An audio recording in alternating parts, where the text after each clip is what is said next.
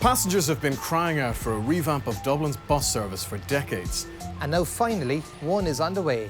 And it'll be the biggest one in the history of the capital's public transport system. But what is BusConnects? And should you be worried about the impact on your commute or travel routine?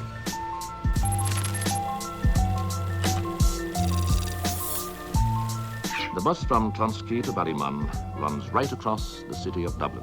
The people behind BusConnects promise a better and more fluid service. It is one of 700 CIE buses that between them carry well over 500,000 passengers every day from Monday to Saturday.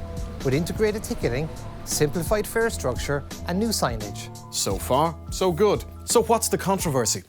Well, that came with the draft plan, which proposed ripping up the route structure and redesigning the network. It would see the old routes scrapped or revamped for the creation of 7 spines on which buses would head into the city centre. A bus driver, of course, must always concentrate on care for his passengers. They would be linked by 10 connecting orbital routes to pick up people on the outskirts and deliver them to and from those spines. And it also proposed cutting down trees and taking land from gardens to make space for wider routes and improve cycle lanes. I'm sure that people must get somewhere to park their cars, but it'd be nice if they thought of the man with the big vehicle who's coming around and may have to go up on the footpath to pass him. All in all, the National Transport Authority says 15% of people would lose their direct bus into town. Bloody lousy. You have to wait for nearly an hour waiting for a bus getting into town, the same coming home. But they estimated it would mean a 27% improvement in the overall service. Yet 50,000 submissions later, many of them from outraged passengers and people concerned about plans for tree cutting, and a new plan was required. And I know that 6 lanes, 2 buses, 2 cars and 2 bike lanes on this won't fit, and particularly the trees. Who gives anyone the right to take down a witness of time like that tree is? That second draft was released in October. What changed?